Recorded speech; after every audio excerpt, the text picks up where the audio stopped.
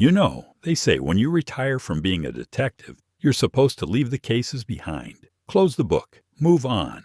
But here's the thing, nobody tells you about spending 40 years chasing shadows and hunting killers. Some of those shadows follow you home. And at 70 years old, sitting in my quiet house in suburban Phoenix, I can tell you that retirement isn't what I expected it to be. My name is Frank Morrison, and I spent 4 decades as a detective with the Chicago Police Department. I've seen things that would make your blood run cold, solved cases that made headlines, and yes, I've got a few that still keep me up at night. But what nobody prepared me for was how retirement would change everything I thought I knew about my life, my career, and the cases I thought I'd left behind. Let me start with the case that haunts me most. It was 1987, and I was still young and hungry, thinking I could solve anything that came across my desk. The West Side Phantom, we called him. 3 families, all murdered in their homes during the early morning hours.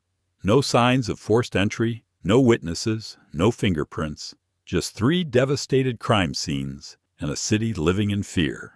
I worked that case for 6 years straight. 6 years of following every lead, interviewing every suspect, analyzing every piece of evidence. I became obsessed.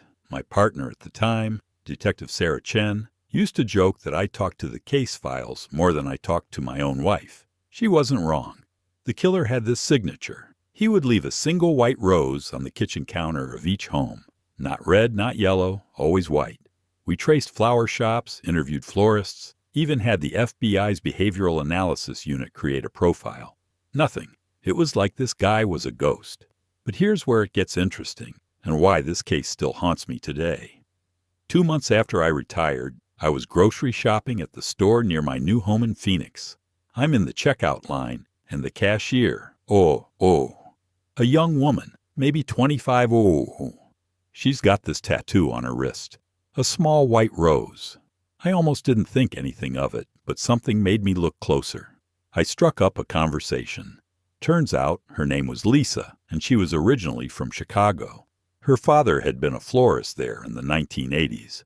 My detective instincts kicked in immediately.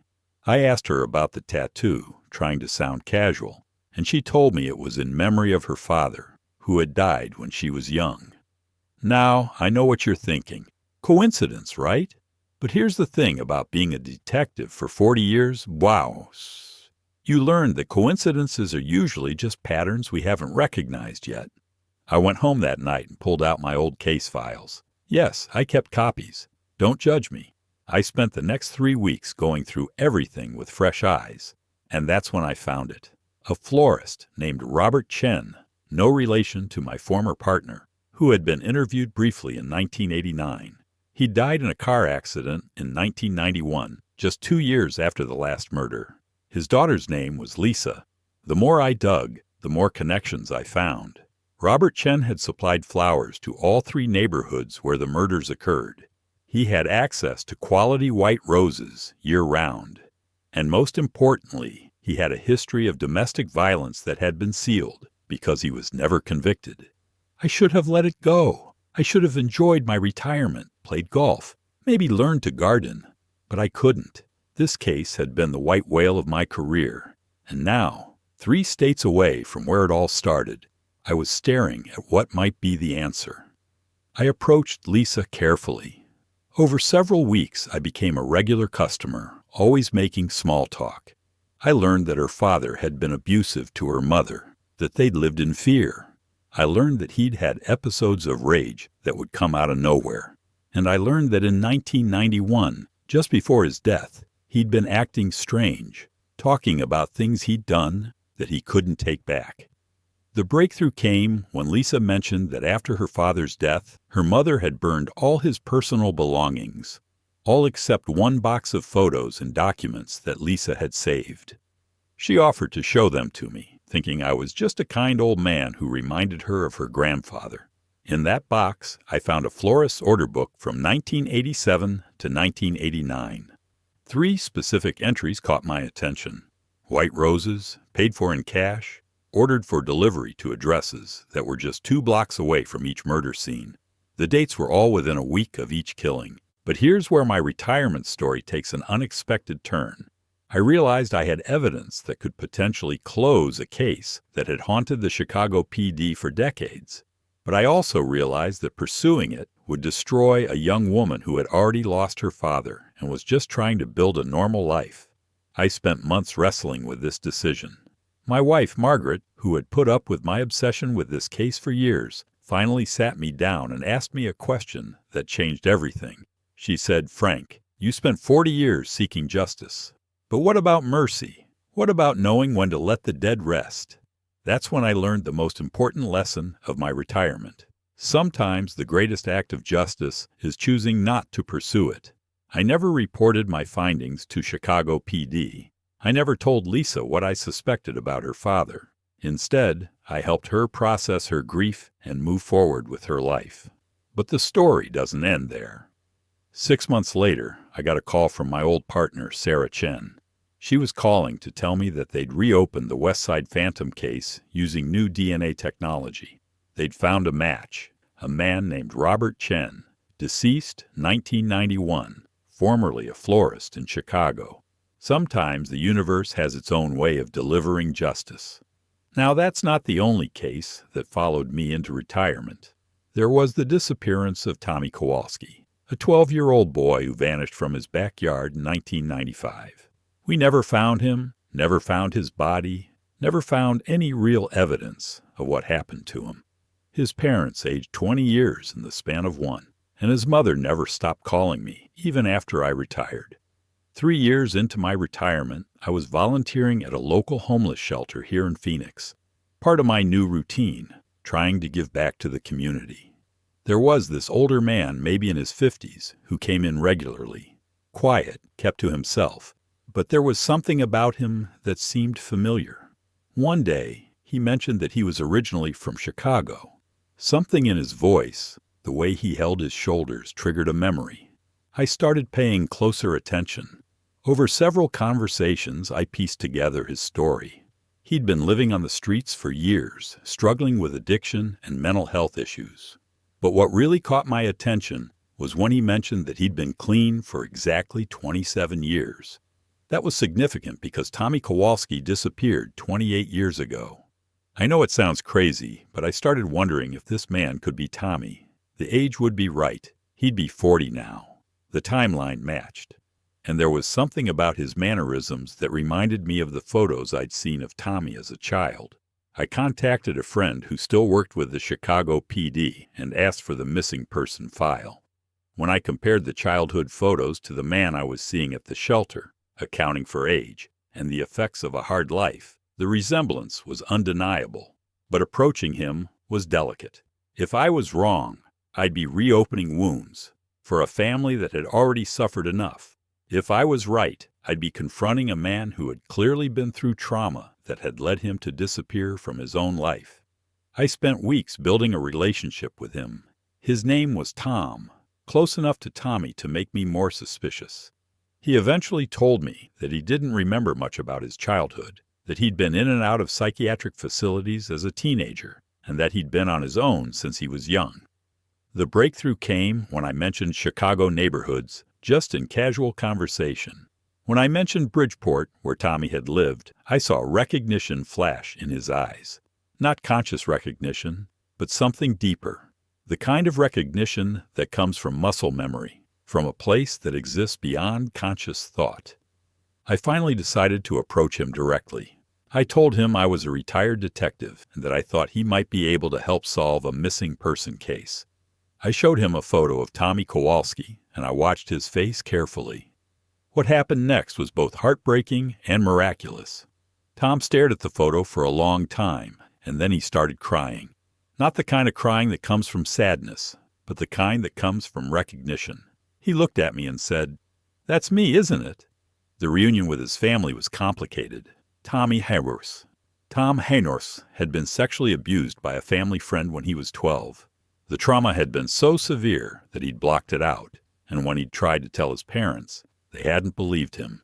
So he'd run away, ended up in the foster system, and eventually aged out with no support system and untreated trauma. His parents were overjoyed to learn he was alive, but devastated to learn about the abuse and their role in his disappearance. It was a case with no villains and no heroes, just a family torn apart by circumstances and trauma, and a system that failed a vulnerable child. But here's what retirement taught me about that case. Sometimes solving a case isn't about catching the bad guy or getting justice. Sometimes it's about healing. Tom started therapy, reconnected with his family, and last I heard, he was working as a counselor for at-risk youth. His mother, who had spent 28 years blaming herself for his disappearance, finally found peace. These experiences in retirement have taught me that the cases we think we've closed are often still open, just in different ways. The work of being a detective doesn't end when you turn in your badge. It evolves. It becomes about understanding human nature, about recognizing patterns, about knowing when to act and when to show mercy. I've also learned that retirement isn't an ending. It's a new beginning. I thought I'd spend my golden years playing golf and complaining about kids these days. Instead, I've solved cold cases, reunited families, and learned more about the human condition than I did in 40 years of active duty. But perhaps the most unexpected part of my retirement has been the community I've found. I started a support group for retired law enforcement officers, and I've discovered that I'm not the only one haunted by unsolved cases. We meet every Thursday at the local community center, and we share stories, offer support, and sometimes we even help each other solve the cases that still keep us up at night. There's Detective Rita Martinez, who retired from the LAPD and still dreams about a series of bank robberies from the 1990s. There's Sheriff Bill Thompson, who worked small-town Montana for 35 years and never found the person who killed a young rancher in 1983. And there's FBI agent Patricia Wells, who spent her career chasing white-collar criminals and still wonders about the one that got away. What we've learned together is that these cases don't haunt us because we failed to solve them. They haunt us because they represent real people, real families, real lives that were changed forever. And in retirement, we have the luxury of approaching them not with the pressure of clearance rates and department politics, but with wisdom, patience, and sometimes a different kind of justice. The most recent case that's captured my attention isn't even one of my own. It's a case from 1974 before I even became a detective. A young woman named Sandra Miller disappeared from a shopping mall in Chicago. She was 19, a nursing student, and she simply vanished. No body was ever found. No suspects were ever identified, and the case went cold within a year. Sandra's younger sister, Janet, contacted me through our support group's website. She'd heard about some of the cases we'd helped solve, and she wondered if fresh eyes might see something the original investigators missed. Janet is now 63 years old, and she's spent her entire adult life wondering what happened to her sister. I took the case, not officially, but personally. I reached out to retired officers from that era, dug through old files, and started mapping out Sandra's last known activities.